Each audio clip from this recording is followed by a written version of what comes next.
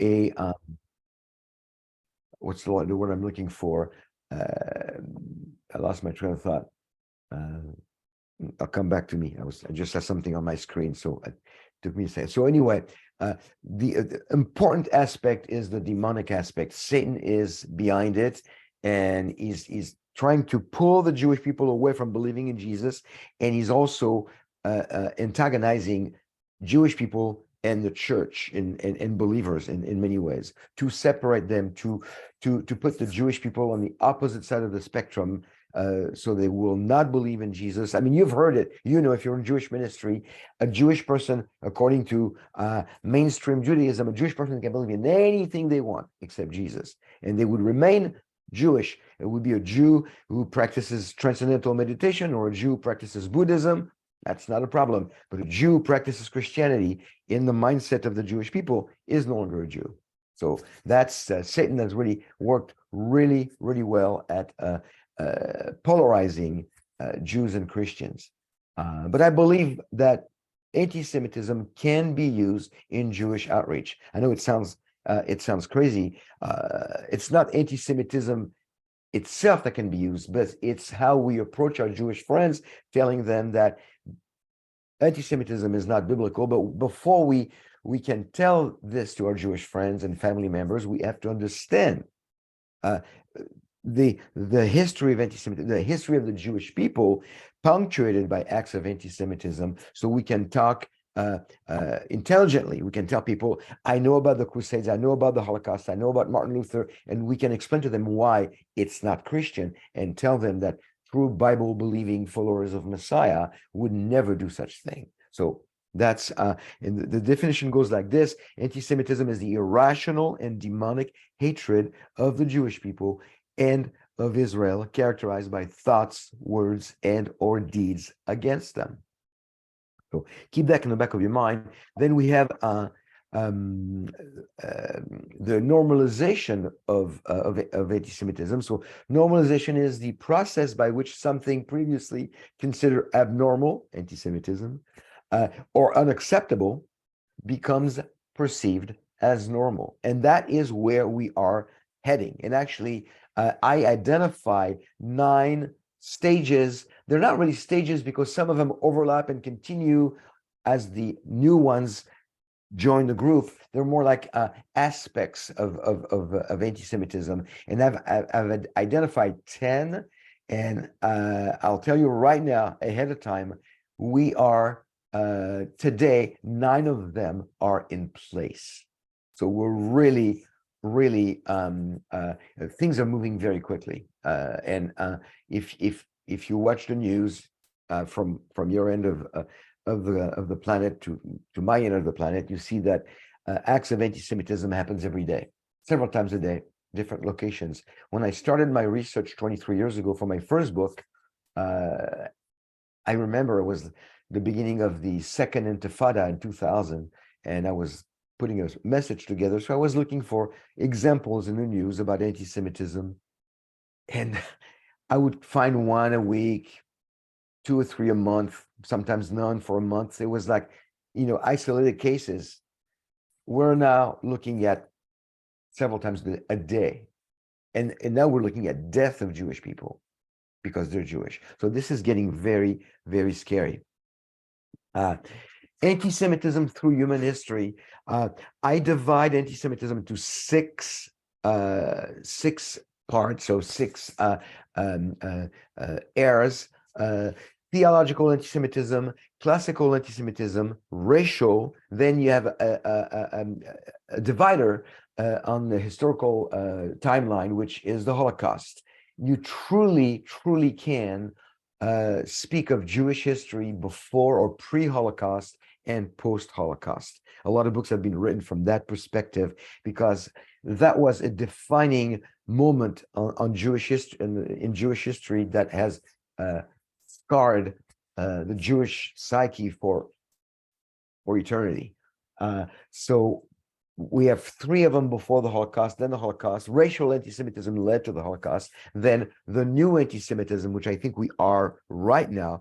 And within the new anti-Semitism, we have what I call end times anti-Semitism, That's the topic of this big book of mine, End Times Anti-Semitism, what's happening as we speak in the end times. But then I see, of course, one more from a biblical perspective. I see tribulation anti-Semitism, which is going to be the most tragic one, because if you base it on Zechariah 13, 8, and 9, we're told there that 2/3 of the Jewish people during the 7-year tribulation will perish, and 1/3 will survive and will be refined as gold and silver is refined. And that 2/3 of the Jewish people, if we were today, and I don't believe we are, but if we were today in the tribulation, would be 10 million. 10 million Jews would die and 5 million would survive.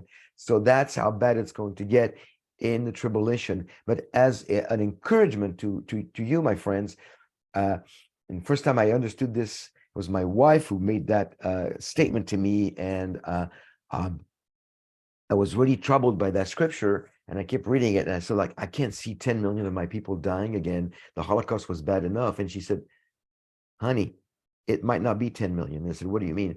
She said, look at the scripture. It says 2/3 and 1/3. And I said, yes, I see that. And she said, God did not give you a number. He gave you a percentage.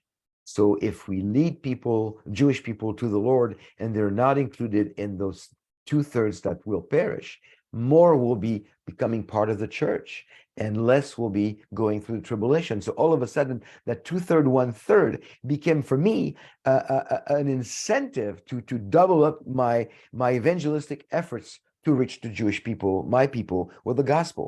So that became an encouragement. It's still very dramatic, 2/3, 1/3, but it can be a smaller number. It's just the percentage will never change 2/1, but the number can reduce, and that had to be an encouragement to you all, to us all. So those are the 6, and then I'm going to give you a little bit of a timeline. Theological anti-Judaism from the biblical account to the Dark Ages, then classical anti-Semitism, the longest of them all, from the Dark Ages to post-World War I. Racial anti-Semitism, the Holocaust year, 33 to 45, new anti-Semitism, post-Holocaust to today. By now you're going, my goodness, I am so glad he's given us the notes because I can't keep up with him. So don't worry, I want to cover as much as I can, but you'll get all the notes. And by the way, friends, after we're done with this presentation, John, make sure you give my email to the people.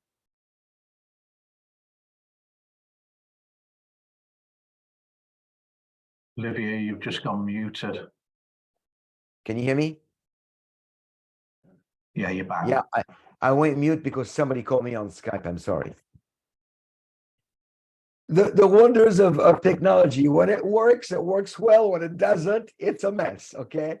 So what can I tell you? Okay. So yeah. So feel free to reach out to me through email after we're done with this, because I don't know how much we'll be able to cover, but I really want to be a resource to you guys. Okay. So do not be shy. Ask questions after. So new anti-Semitism is post-Holocaust to today. End times anti-Semitism, I see it as 2012 to today, to current. 2012, for your reference, is an act of anti-Semitism that took place, and you might be more aware of it than in America. The 2012 Mohamed Marah Toulouse massacres in Toulouse, France, when this Muslim young man went into a Jewish day school and killed a rabbi and 3 children point blank. This was, to me, it was the time where Jewish people, in more than just one occasional isolated case, Jewish people started to being killed again for being Jewish. And 3 years later, we have the attack at the kosher supermarket in Paris, which was right next to the house I grew up my whole life. So 2012 marks the beginning of what I call end times anti-Semitism, and then again tribulation anti-Semitism, the final 7 years, or really the final 3.5 years, because the abomination of desolation in the middle of the tribulation is when things are going to get really bad for the Jewish people. So those are the 6 divisions of anti-Semitism. So I call this the ultimate oxymoron, the normalization of anti-Semitism. Normalization is not a bad thing in and of itself. For instance, if you hear of the normalization of diplomatic ties between two countries that used to be enemies, the normalization of diplomatic ties between Israel and Egypt in the 80s, or Israel and Jordan later on, those are good examples of normalization. But when you put the word anti-Semitism in that sentence, really the normalization of anti-Semitism are not two words that should go together. And the question I often ask is, can another Holocaust happen? And when you look at all those steps that I'm about to identify, if we let it go that way, it could get a lot worse. So what are those steps? First of all, let me give you the 6 major causes, and I got this from Simon Wiesenthal, a famous Holocaust survivor and Nazi hunter, who wrote one of the many books he wrote, Everyday Remembrance Day, a Chronicle of Jewish Martyrdom. And he said, for another Holocaust or Jewish genocide to happen, 6 things need to be in place. And I will let you be the judge, and you'll see that these 6 things are in place today. Hatred. Is there any hatred in the world? No, of course not. We live in a perfect world, right? Everything is wonderful. No, we're not. We live in a fallen world. There is a lot of hatred. So bigotry, prejudice, it's there. Dictatorship, one, a few, many. We have them too. We have them too. And to my friends, let me tell you, what's happening in America right now is very, very scary. The way our government is really pushing, a one-sided agenda, with people getting less and less of their rights. And it's, I never thought. I moved in 1985 from France, became an American citizen later on. I never thought in my lifetime I would see America shift to where it is right now and continue to shift towards a totalitarian regime. So this is very interesting what's happening. Number 3, bureaucracy, a rigid hierarchy of bureau chiefs, petty officials, leading to the attitude of, I was just following orders. We have that too. Technology, well, do I need to say more? Do we have technology? Of course we do. We have all kinds of technology, and I would say one of the most used and successful technology in anti-Semitism today is the internet. It's very, very powerful. The internet in and of itself is neutral. How you use it is up to you, and very, very, very dangerous when you see what's happening in anti-Semitism on the internet. A crisis, like a war, an opportune moment to act on the hatred. So wars, rumors of wars, viruses, lockdowns, all those things, big crisis will, if you saw the comments, the writings, the videos, even the books produced during COVID that were accusing the Jews of creating the virus so that they could kill people, and also so that they could come up with a cure to get richer, because Jews are greedy and they love money. All that kind of stuff on the internet and in different areas being pushed. So the crisis, of course, number 6, a minority or scapegoat to be demonized, leading to its ethnic cleansing, as a repeat of what happened in the 30s and the 40s. So all those 6 major causes, I believe they're all, and those are not 6 of the 10. It's different. It's 6 causes that need to be in place for a Holocaust to possibly happen. They're in place. So now, what we I was going to show you a video, but that it didn't work very well when we looked at it earlier today. So this is a video that was taken in the streets of Southeast Florida. And there's a man walking, and there's another man yelling at him, and then yelling at a guy in a car. And what the guy was saying, you see him here. Yeah, well, I don't think the video is going to work, but he was doing the Heil Hitler, and he was saying, "Do you think you should be put in ovens?"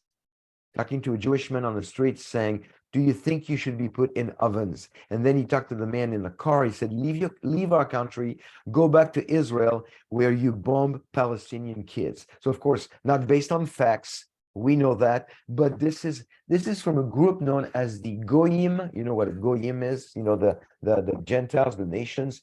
But it's a pejorative a term used by these people in the Goyim Defense League. It's they're copying the Anti-Defamation League or the JDL, the Jewish Defense League. They call themselves the Goyim Defense League. They've distributed flyers all over the U.S. on front lawns. They've put banners on top of highway bridges. When cars drive, they see those big flyers saying "Jews back to ovens," or they're pretty vocal. And so that was like a month ago when I got this video. I get a lot of those things. I got to sift through what I want to share or not, because there's so much. So now on to the 10 aspects, and here they are, the 10 stages towards the normalization of anti-Semitism. I'm going to look at all of them one by one. Some of them I will try to offer a solution, not a foolproof, bulletproof solution, but something helping us to go towards slowing it down, in some cases eradicating, fighting it at the very least. And so this, you see them: apathy, lack of education, low or incorrect reporting, desensitization, lack of accountability, empowerment, demonization of the defenders, persecution of Jews and defenders, encouragement to kill, and finally mass murder of Jews. And I'll tell you right now, the first 9 in order are in place, and I will show you some examples. The last one that is not in place yet is mass murder of Jews, but we could be inches away from that as the global situation is what's happening right now. So let me go one by one. Apathy. People don't seem to care about anti-Semitism unless they're directly affected through someone they know. And to be honest, we all have this issue. It's not just, oh, you know what, poor Jews, they don't care about us. We all have this issue. If it's not something that is near your heart, close to your heart, we might not care about what's happening in prisons. We might not care about what's happening to Muslims in the Philippines. We might not care about what's happening to this people group in that country, or different things. So we all, to an extent, can be guilty of apathy. So the last thing I want you to think is that I am pointing the finger and not realizing that we, as a fallen people, needing redemption, needing to be forgiven by God, we make the wrong choices. We are flawed, and we are capable, all of us in this meeting today are capable of racism, are capable of bigotry, are capable of apathy, all of us. So we want to understand those steps, but in some cases, we are not necessarily pointing the finger at all those things from outside. We could be found inside, so we have to be careful. But anti-Semitism is not on most Christians' radar. It just is not. And when people don't care, they don't respond or don't react. I speak in a lot of churches in the United States, and in a lot of conferences. And when I present some of my evidence on what's happening, not just on the normalization, but the history of anti-Semitism, the church relation with the Jews and all those things, people in the pews, when in the Q&As, they come and they go like, I had no idea. I didn't know. I mean, a lot of people, they hear about Martin Luther and how bad he was to the Jews at the end of his life. They just did not know. And so I'm hoping to put anti-Semitism on the Christian radar so that Christians can understand it and fight it better. But apathy is everywhere. This is a picture of, some of you might already know who that is, Pastor Martin Muller. He was an evangelical pastor in Germany during World War II. If people continue being apathetic towards anti-Semitism, they will miss the greater danger looming over their communities. And the danger is that the Jews are not the only people the enemy goes after. Martin Muller came up with this very, very famous quote, and that's his quote right now. First, they came for the socialists, and I did not speak out because I was not a socialist. Then they came for the trade unionists, and I did not speak out because I was not a trade unionist. Then they came for the Jews, and I did not speak out because I was not a Jew. Then they came for me, and there was no one left to speak for me. So that's the danger. We need to speak out. We need to, we cannot remain silent. Number one is apathy. Then the lack of education. Now, off and on this presentation, you're going to see famous people. I'm going to show you pictures of famous people, and you don't know me very well, so let me tell you this about myself. I like to quote people at what they're saying. I like to say, this is what so and so said, and I quote, and I verify my sources at least 3 times, because I don't like to backpedal on something. So when I tell you something, I can give you the source if you're interested, or sometimes it's even on the slide, so you don't even have to ask me. It's there for you to double check. But one thing I am absolutely not interested in is character assassination, just for the sake of saying, oh, this person is terrible, I hate this person, they should be put in jail, or they should be destroyed, because then we become exactly the people that we are trying to expose. So because what is anti-Semitism in a nutshell? It is character assassination against the Jews for no reason.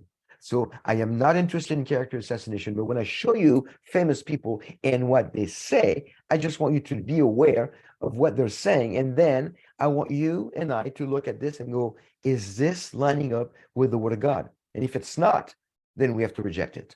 So the next slide is lack of education. And most of you probably know who this is. This is Whoopi Goldberg. That's not a real name. It's a very Jewish name, but she's not even close to being Jewish. She's still convinced that the Holocaust wasn't about race, but rather a white-on-white crime. And she doesn't understand. She's just, she's a very liberal person, but anti-Semitism did not happen in a vacuum. Most people are unaware, they're not educated, they're unaware of the key players within anti-Semitism, the victims, the perpetrators, the co-perpetrators, the bystanders, which are basically as bad as the perpetrators, and the rescuers. So lack of education is a very, very dangerous thing. And this is something I see everywhere. People are not aware, especially when you look at church history, people don't know. They need to know, how can you reach a Jewish people? How can you talk to the Jewish people and empathize with them and feel their pain if you don't know what their pain is, if you don't know where it comes from, and if you are not able to explain to them that, again, this is not from God and this is not from the Bible. So you need to understand, we need to be educated. According to Pew Research, which is a big organization, I think it's in the US, I don't know if it's global, for surveys, very, very serious organization, 84% of Americans do not know what the term BDS means, which is boycott, divestment, and sanction. And if I was to ask for a show of hand in our meeting today, I don't know how many of you, I only see about 4 of you on my screen at the time, but I don't know how many of you would know what BDS stands for. Do you know what it stands for? Yes. Okay. So I see several of you nodding. The other ones I don't see you, so I'm assuming that you're nodding. But well, that's good. But 84% of Americans still don't know what it means. Many Christians are in denial regarding Martin Luther and his anti-Semitic diatribes at the end of his life. I'll get back to Luther if we have time at the end of the presentation. John, I have to be done by the top of the hour, right? Yeah, aim for top of the hour. That'd be great, Olivier. Okay. All right. So you guys are going to have to listen faster. All right. So let's see. Let me just make sure I'm on the right screen. Okay.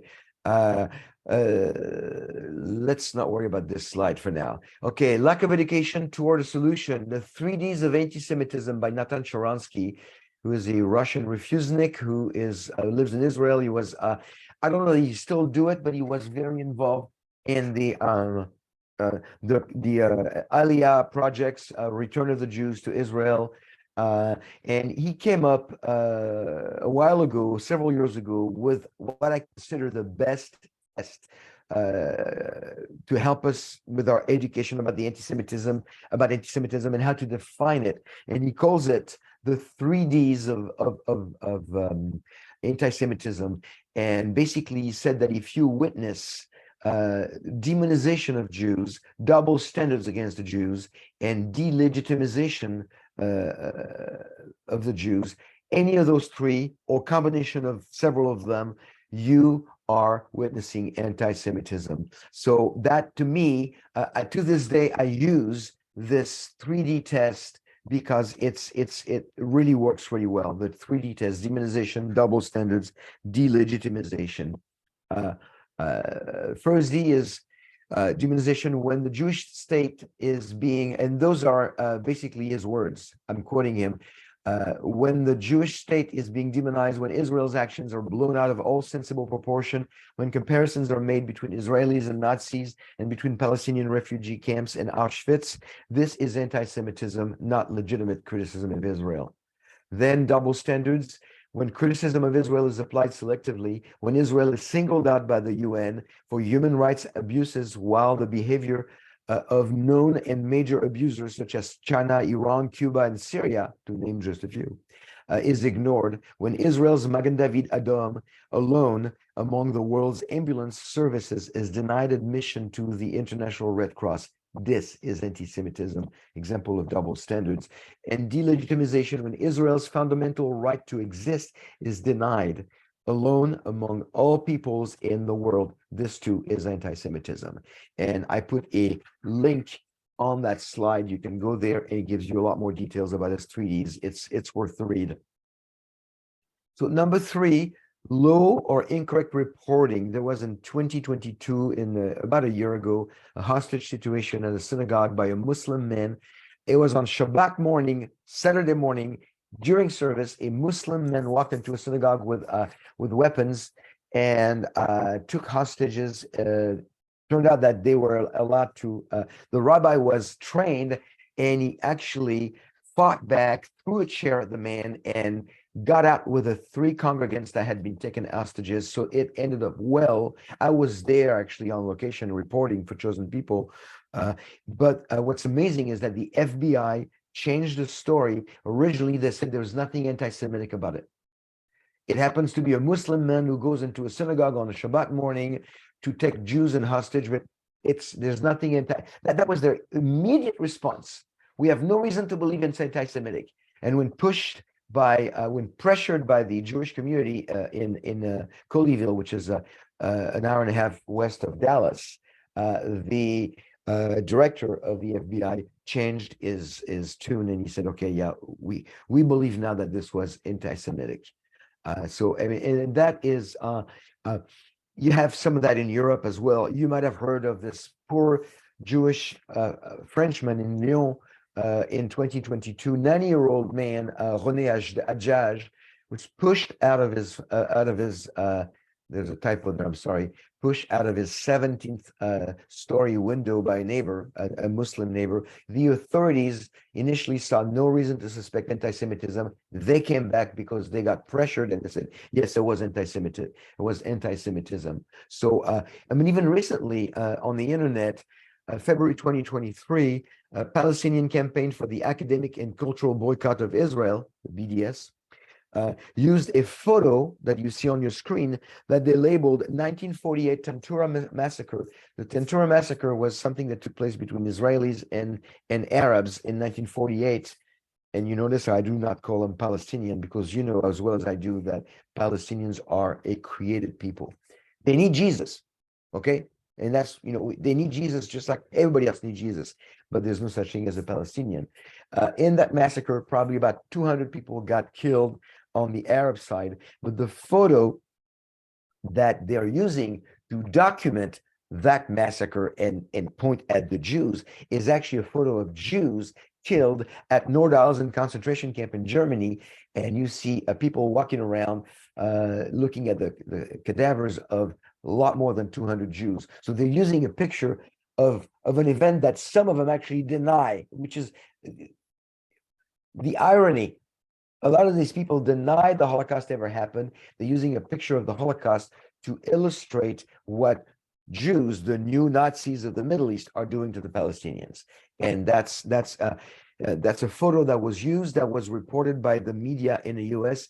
And within a couple of days after, they, to their credit, said they did not apologize for anything that they might have said. They just said it appears the photo was taken out of context. That was about as far as they went. And because they were getting too much pressure. But a lot of people, listen, a lot of people are going to look at this on Twitter, on Instagram, on Facebook, and they're just going to, it's going to fuel their hatred of the Jewish people. We all know people don't check facts. They just look at stuff and they go, yeah, this is really bad. I knew it. They don't check facts. So in the age of the internet, my most famous quote that I use all the time is, do not believe everything you read on the internet, signed Abraham Lincoln. So you get the idea. Okay, so toward a solution, and I apologize for being maybe a little ill prepared, because some of those organizations are more although they do work globally, but they're going to work actually, you know what, they probably work globally, but those are organizations that we can report to. You need to report, you need to speak up, and when you see something, you know, do something, say something, stand with us. The Canary Mission, Moment Magazine, Anti-Semitism Monitor, and the NCAMRA, the Committee for Accuracy in the Middle East Reporting in America, all these organizations, if you report something, they'll double check, they will make a case of it, and they have a much stronger, much more powerful voice than you as an individual or us as a group even might have. So remember that silence is complicity. So we need to say something, and that's good for this and for the next, which is desensitization. So what is desensitization? It's a diminished emotional response to a negative or positive stimulus. Desensitization can come both from friends and foes. It is expected from foes, but what about when it comes from friends? And I have stories within the church, when people are believers that are completely desensitized on the Jewish people. One of the best way to understand and to see how people can be desensitized about the Jewish people is Jewish jokes. When people say Jewish jokes, they tell you Jewish jokes about, you know, how many of us have not heard jokes about Jews and money? I mean, all those jokes they exist. They're all over the place.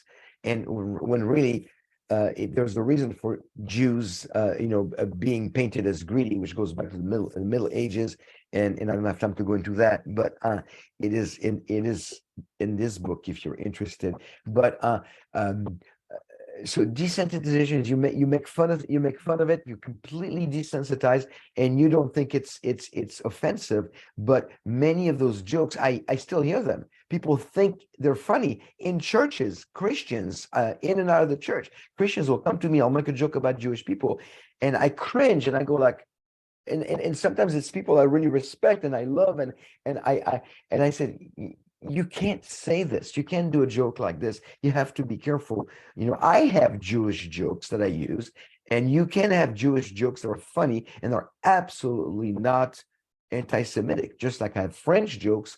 And I probably have a few about the Brits too, because, you know, I was born in France. So, you know, I have, you know, like you have jokes about the French, but they're not racist and so enough said. Desensitization is a problem, and it exists right now. When we hear comments that are clearly insensitive about Jewish people, including jokes, we can no longer just roll our eyes. I used to roll my eyes and go like, oh, okay, I'm going to ignore it, change the subject. It is our duty to bring it to the attention of the person. Why? Because now it was bad then, but we kind of looked away. Now it is part of this bigger picture of normalization, and it is part of the problem. We have to say something, so we have to respond quickly. Don't just talk to the person as soon as you can, if you can. Privately, that's very important. We don't want to expose somebody's mistake publicly and embarrass them and create tension and lovingly, you don't want to just show hatred or so quickly, privately, lovingly. Number 5, no accountability. May 2017, in France, Sarah Halimi was thrown out of a second floor window by her neighbor Kolibi Traoré, screaming "Ahal, ahal, ahal." Oh, it's a good thing I can't say it because I don't want to say it. Allahu Akbar. And have you heard in your country about this case? Is it something that you're not? Okay, that's amazing because it took place in Europe and it was a big deal. 4 years later, so here's Kolibi Traoré. 4 years later, he was not even put in trial. The highest court in France, known as the Cour de Cassation, which is like the Supreme Court in the United States, deemed him not responsible since he was high on cannabis when he acted. So it's not like it was trial and they said, well, we're gonna let him go because he was not in his right mind. They decided, oh, we're not even gonna trial him. It's not worth our time because let's exonerate his actions because he was high, he was smoking a joint.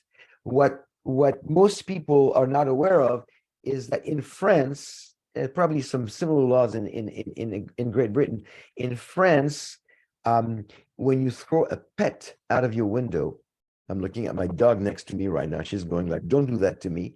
When you throw a pet out of your window, you can get up to 5 years in prison and I think 50,000 euros of a fine. And so here is a man who walked free, didn't get on trial, and the Jewish community is getting this message. It's okay to throw a Jew through the window and kill him or her. You can walk free, but a dog, you can't do that. So the Jewish community in France and other places globally, and I know in England it's pretty bad too. They're just not feeling that the authorities are doing an adequate job at protecting them. There's no accountability. If this man can walk free, it's encouraging and emboldening the next person to go like, hey, didn't even trial him. I'm just going to do something similar. So also on American campuses, there was a lot of what we call campus intifada when the pro-Palestinian groups are pushing for the Palestinian narrative and they're not giving a voice to the Jewish groups. And I'm just going to say this enough about that because I have more to cover. Let's see. Here on number 5, no accountability. Again, toward the solution is when you hear, when you see, when you witness something. I'm giving you again the same slide with those. I'm repeating those organizations that you need to reach out to them to let them know what you saw in your country, or it's the same everywhere. Number 6, empowerment. The result of the lack of accountability is the empowerment of the perpetrators and an increase in anti-Semitic crimes. According to the ADL, anti-Semitic incidents reached an all-time high in 2021, 34% increase over 2020. Attacks against synagogue increased by 61%. I should have corrected that slide because I got the numbers for 2022. Numbers for 2022 are 36% over 2021. And they are the highest number since the ADL started recording those incidents in 1979. So in 2022 broke a record of 45 years of incidents. That's where we are. And those are all documented, and I give you the website to check them, and they keep adding them every day. When you're made aware of the empowerment of anti-Semites, don't let them intimidate you. Know the law so you can warn people and report the culprits. Most of those things you're going to see, we need to speak up. And I have recently changed my view on how we fight anti-Semitism. When you deal with something 24/7 like I do, it's always in my head. I go to bed at night, it's still, in my head, I still think about what I did today about it or what I spoke on. And I don't believe, this is not a discouragement. I don't believe that anti-Semitism can be that we can completely eradicate anti-Semitism. When is that going to happen? That will happen at the second coming, when Jesus returns, and when it's all behind us, when Satan is relegated to the lake of fire and brimstone, and for all eternity. That will definitely happen. But until then, we can fight it, but we will not completely succeed. But just because we're not going to succeed doesn't mean we shouldn't speak up, we shouldn't fight it. Because when you fight it, not only you do the right thing, but you also are providing a witness to the Jewish community. They're going like, wow, look, they're actually doing something against the hatred of the Jews. Maybe the Christians are not what I think they are, because I've been told that all Christians are anti-Semitic. That's the Jewish, mindset. So in fighting it, we're doing the right thing in God's eyes. We might not completely be victorious until the return of Yeshua, but we are also rebuilding bridges between Christianity and Judaism. And that's how we can meet our friends, our Jewish friends, and earn the right to speak about Yeshua. So that's very important. 7, demonization of the defenders. The current polarization of America makes it very difficult. And again, you can put Great Britain in there. It fits. Makes it very difficult to dialogue or speak up to defend people. Civility seems to be a thing of the past. I don't know if you've noticed. We used to be able to agree to disagree. Okay, that ship has sailed. Even within the church, sometimes if you say, well, I believe in a pre-tribulational rapture. Well, I don't, and I don't think you should, because I think it's heretical, and we're going to go through a tribulation. You don't have to argue. Let's discuss theology, disagree on this. When it happens, we'll all agree, whichever way it happens. But that should not be an argument, and that's within the church. So you take it outside the church, you take topics like politics, religion, anything. People are getting very nasty. Civility is gone. Those who choose to defend the victims of anti-Semitism, the Jews, I want you to know, friends, you're connected to a Jewish ministry. You're part of a Jewish ministry. So am I. Different ones, but same goal of bringing our people to the Lord. When we defend the Jewish people, we are exposing ourselves. I want you to be aware of that. Speaking up and denouncing anti-Semitism, you are exposing yourself. But we must take a side and defend it. And taking the side of the Jewish people when they are being accused of things, or when anti-Semitic actions are committed against them, it's the right thing to do. It's the right thing to do. Because when you do that, you're on God's side. And so that's what we need to remember. And when we take the side of Jewish people, I just want to remind you of something that is very sobering. Those who hid Anne Frank were breaking the law. Those who killed her were following it. So what are you saying, Olivier? I'm saying that there might come a time in the near future, not so distant future, when helping Jewish people is going to become something that will necessitate for us to make some decisions that might not be in line with what our government is asking us to do. And the next slide, I will not discuss it. I will just put in there the next slide. And I got this from a dear friend of mine. Some of you might know who Dr. Andy Woods is. I don't know if you know who he is, but he's a great friend of mine. He's in Houston. And great man of God. And he, let's see, that's not the next slide. Oh, I thought it was something else. Never mind. It's not on that, so never mind. I would scratch that. It's another presentation. Okay, so number 8, we've got 8 more minutes. I think we'll be able to finish. I'm afraid we might have time for questions. I will be able to stay beyond the hour if you want to stay, but we'll get there when we get there. Starting in the mid-30s, the persecution of Jews was mandated, encouraged, and even rewarded. And we're seeing an increased persecution right now. It can be physical or verbal. Verbal can lead to physical very often. Recently, in December 2022, and I watched that segment on the computer.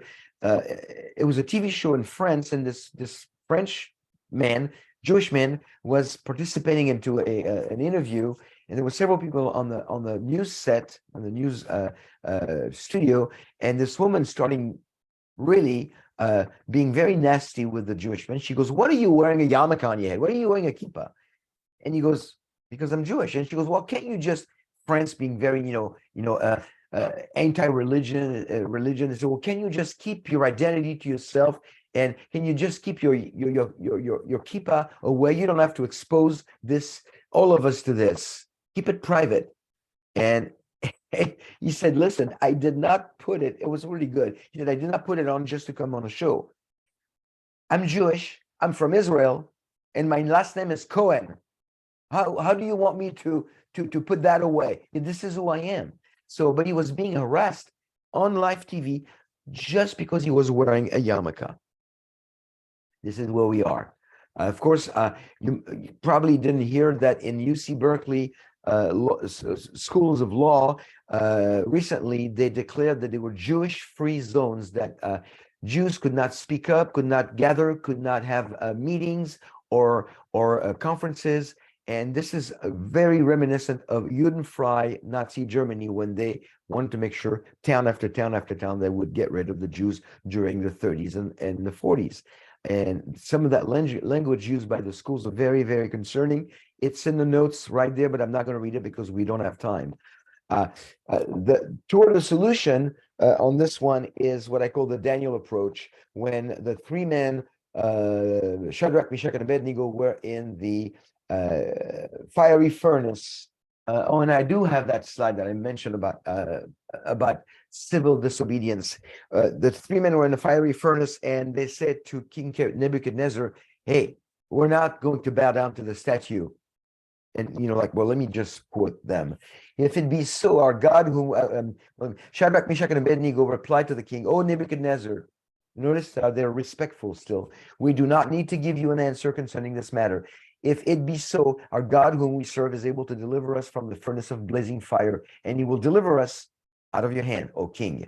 But," here's the clincher. I mean, don't you wish we could all be thinking that way? "But even if he does not, let it be known to you, O king, that we are not going to serve your gods or worship the golden image that you have set up." In other words, God is going to protect us, provide for us.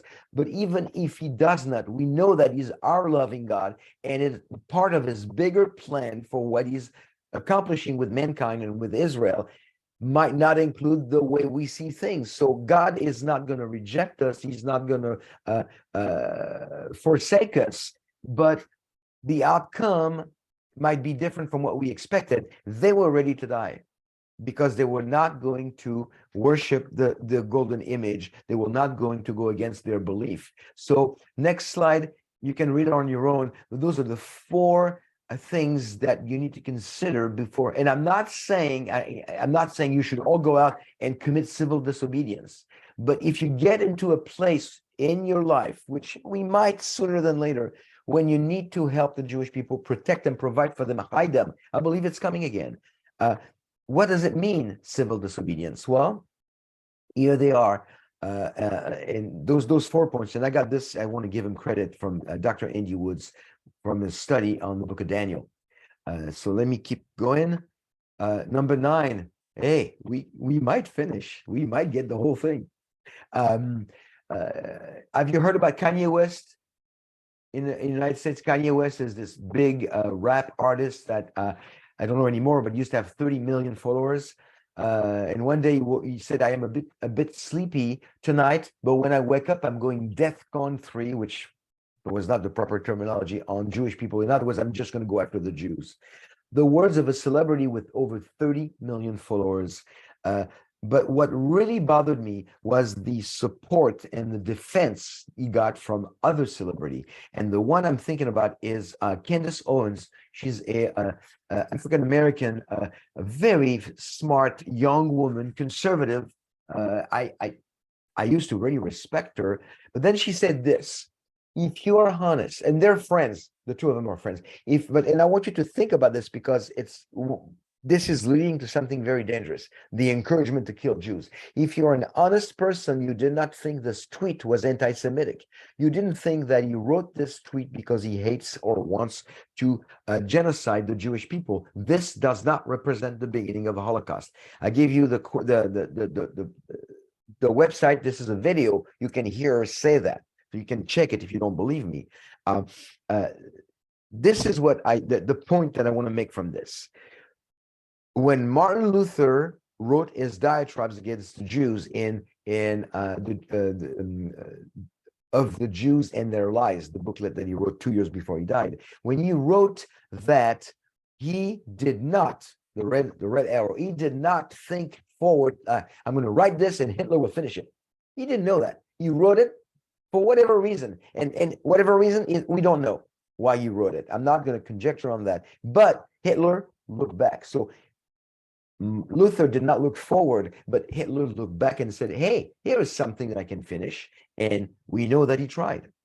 Now, Kanye West is not saying what he's saying, thinking, I'm letting the next person know that we need to get rid of the Jews. But whoever the next group, the next person, this year, next year, in 10 years, whenever, look back, they're going to go, hey, I can finish what Kanye West started. And there's already been people saying, like the Jewish the Goyim Defense League, they put banners on highways in America saying Kanye was right, kill the Jews. And so you already see some momentum that way. So that's Candace Owens is wrong.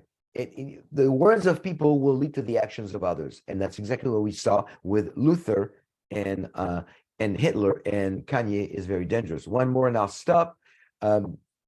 Mass murder of Jews. Actually, I'm going to go this very quickly. How many slides do I have left? Okay. Basically, I've already mentioned to you Zechariah 13, 8, and 9, the percentage, so I don't need to talk about this.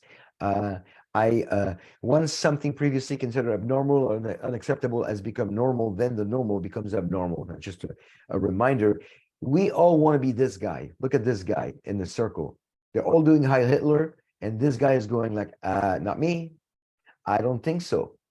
So, right here.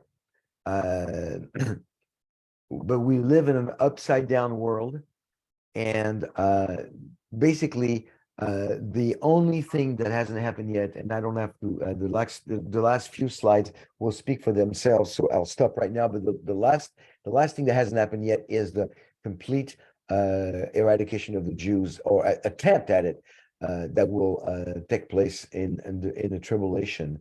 But everything else is in place, and we must be vocal against it.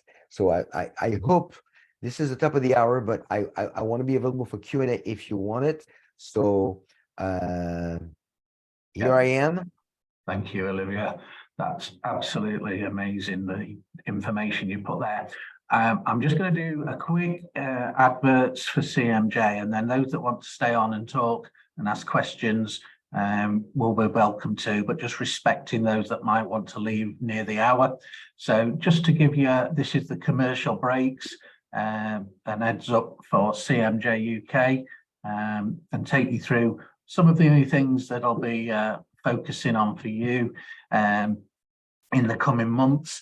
Our evangelism, known to Olivier, will be our Oliver Sims has been part of doing our Jewish engagement training. It's online, you can read it, watch it, and study with Oliver at your own pace. It's an amazing resource. You're welcome to get out and just look at the website there at the bottom. Just contact the office if you want to engage further with that. Our education, we've got the Neville Jones with us next week, doing the Spring Bible Week. So 18th, 19th and 20th in the evening, online. Neville Jones, you'll recognize Neville if you've followed Anthea from the Anglican International School, his wife, in the work that she's been doing over there.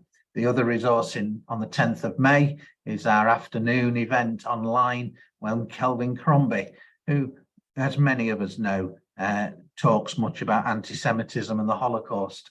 It'll be a great follow-on event on the 10th of May when we've got Kelvin with us. We can't but talk about CMJ and not mention Bible Comes to Life, can we? There's the update on where they're going to be in France and at St. Mary's Church in Mansfield. There's a great contrast. What else could you say that takes you all the way to France and then back to Mansfield, but Bible Comes to Life? So that's the update on that. If you follow Alison Marchant's feasts, God's Covenants, Feasts and Festivals and Faithfulness, you can see Alison will be at the Greenhouse Christian Centre in Poole next week. A great event, still space to book on. If you would like to go, you can go as a day visitor or for the full week there, Monday to Friday.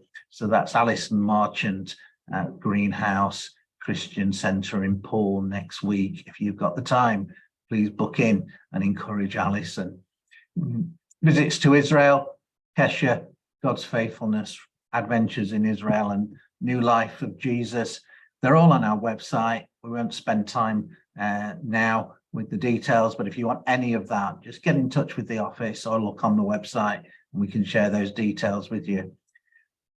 On the 26th of April, on Wednesday of that week, and Jane will be talking about CMJ France. So when we have our online prayer meeting, so our encouragement meeting is there for you to listen to Jane talking about all that's going on in France, and there'll be as usual, the UK update as well. We can't but not have no notices that include our conference, can we? 7th to the 9th of July at Yarnfield, and Mark Green is the speaker, but just pushing that new age family feel, Radix youth conference with Youth for Christ. We've got Philippa Hanna doing a concert and Ollie Goldenberg will be doing the children's stream. Great event. We're going out in faith. We're going to Keswick. And if you know people that are going to Keswick, please come and find us when you're there. It'll be a great event. We want to share CMJ, all that we do, our 3 E's, our evangelism, our encouragement, our education with the people that go to Keswick Convention. So there you go, that's that one. And there's how you can stay connected with us. The list just keeps going longer all the time. At some point, I guess we'll see TikTok on there, and then we'll really know we've made it as an organization. But please, if you're not a member of CMJ, think about that. It's a great way to stay connected with all that we do and to encourage us in the work that's going on. Weekly news goes out every Tuesday. Sometimes we push it onto Wednesday, but there's a QR code. It will link you to engage with our weekly news and keep up to date with all that CMJ are doing. And so how can we have CMJ and not say it's a history to celebrate, all 214 years of it, but it's a future to declare. And we appreciate that today we've had a future to declare. Olivier's brought to us the future as presented by anti-Semitism, and appreciate Paul's comments there. Thank you, Paul. You're summing up everything very positively. If I didn't know that the ambulance service in Israel wasn't part of the Red Cross, that is just stunning to hear that. Thank you for bringing that. And we have Mark Madeley in the UK with all that Mark does. So that's a stunning statement as the president of the ambulance service in the UK. We didn't realise that was the battle he takes on. I would just say, if you're interested in Martin Luther, Richard Harvey did a really good presentation on the Holocaust Memorial Day for Christ Church in Jerusalem, and that's accessible. We can give you details if anybody's following that and wants to know more about that. Richard Harvey did an excellent presentation. And if you're really interested in the Holocaust, obviously near us is the National Holocaust Centre. Go visit them and come and visit the office, and we'll share with you the work of CMJ in person. They're a great combination event to do as well. And of course, the Holocaust Centre draws on the services of John Fields End, known to many of us in the UK in that regard. We've still got 26 participants, Olivia. That means you're going to get an awful lot of questions. If we can make use of the using the hand, it'll help us to just work our way through and try and steer through. I think we've had some come into comments as well. So that's a useful kicking off point. So Alison's first question to us is, why do you think God has allowed replacement theology to dominate the church since the 1st century? How would you like to answer that one, Olivier? I've never been asked that question from that angle before. So that's an interesting way to look at it. God, I don't believe we're puppets. I believe that we have, we can make choices, and replacement theology is part of the Satan's agenda to get the Jews disconnected from anything that has to do with Jesus, and to get the Christians against the Jews, like I said at the beginning of the presentation. And God allows for things to happen. He doesn't condone them. He allows for anti-Semitism. He allowed for the Holocaust. Why? That is a question that I would really like to be able to answer, but I can't. And I don't really have an answer on why God would allow replacement theology. But what I do is that when I see it, I try to take a few minutes to discuss with that person why I don't think it's biblical. And the biggest one is to tell people, listen, if God changes promises on Israel that are forever, unconditional, eternal promises in in 5 of the 8 covenants that he made with mankind, 5 of them were with Israel, and 4 of those 5 are unconditional and eternal. If God changes his mind and says, okay, now I'm going to transfer all those blessings, and you notice it's just the blessings, not the curses. I'm going to transfer the blessings to the church. Then maybe he can change his mind on the way we get saved, and it's no longer by grace, and then it's very scary. So God doesn't change, and I don't know why he allowed for it, but people are allowed to make choices, and this is very pervasive. There's a lot of people in the church now globally. I think if you include Christendom, which would be evangelicals and Catholics and everything, it's 2/3 of Christendom that believes in some level of replacement theology. So why God allows it, I don't know, but we need to defend it biblically, which I don't think is difficult to do, but we need to do it. Olivia, now we'll put Alison under pressure to write an olive press paper, shall we, on why she thinks that particular theme has been presented in church history.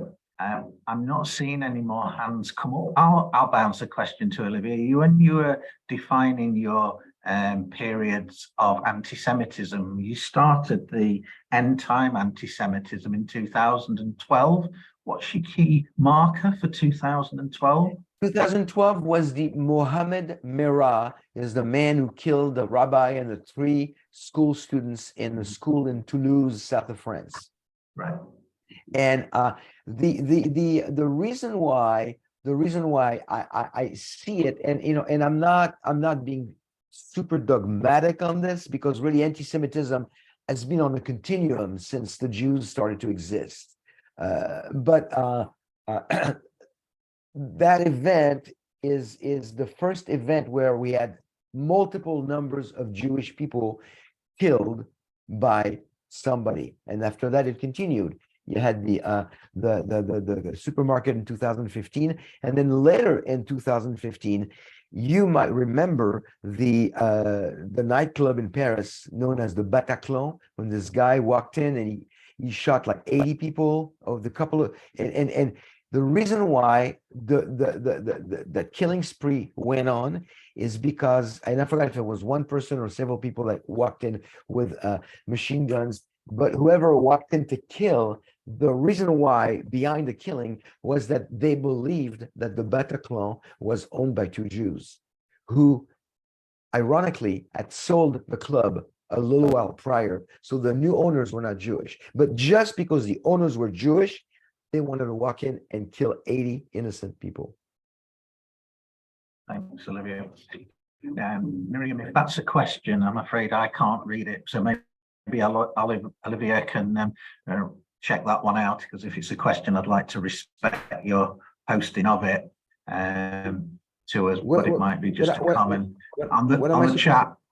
On the chat, Olivier, Miriam's put a comment up. Oh, no, that No, but she's I don't want her to miss she's just requesting. thanking me, I think in Hebrew, it says Toda Yeah. Rabba. There you Yeah, go. thank you all the same, John. No problem. No problem, no problem. I think we want to thank you, Olivia, very much as well. It's excellent to have had you with us. It's excellent that you've shared so much and shared your resources with us so clearly that we can go away and ponder them too. I'm not seeing any more hands go up, so I'm assuming there's no more questions. I don't wish to disrespect anybody at that point in time. It's great to have had you stay with us, especially as we've carried on past our destined time. I will just close in prayer and thank Olivier again, and thank each one of you for the time you've set aside to go with us on this journey, and follow the chat and you'll get the links. And if you want Olivier's email, contact the office and we'll add it, we'll share that with you. So you can send your pondered questions over to him. Let's just pray. Loving God and Father, into your hands we commit our time. We're thankful, Father, for all that you laid on Olivier's heart of the burden of anti-Semitism, and we're thankful for how, with the clarity with which he shared it with us today. Father, may we stand clear, stand proud in the things of our Saviour for his people, and may we as a church unite together and see the purposes of God being fulfilled, and stand against all that the evil of this world would seek to do. So, Father, we just give you thanks for our time together. We give you thanks for all that's shared. May it be that it's more than just our time together. May it educate our hearts, and may our minds and our actions represent you in this world to those that would seek to oppose your people and the things of our Saviour. So, Father, we give you thanks in our Saviour's name. Amen. I'll leave it open if you want to chat. You're more than welcome. Was kept 23 people. That is a stunning result for us. Thank you very much for staying with us right to the very bitter end. And you're welcome to open up and chat if that would be relevant to you. Uh-oh, Alison looks like she's coming in for a second question here. Is there another question? No. I think she's bowing out. All right, well, I'll say goodbye. All right, Olivia, thank you very much. Much appreciate your time and trouble. Anytime. Especially the Anytime. time difference. Mary's gone. And there you're all going. Bye. Thank you all. Going en masse. Thank you for being with us. I guess I need to go too. Come on, team, you've got work to do.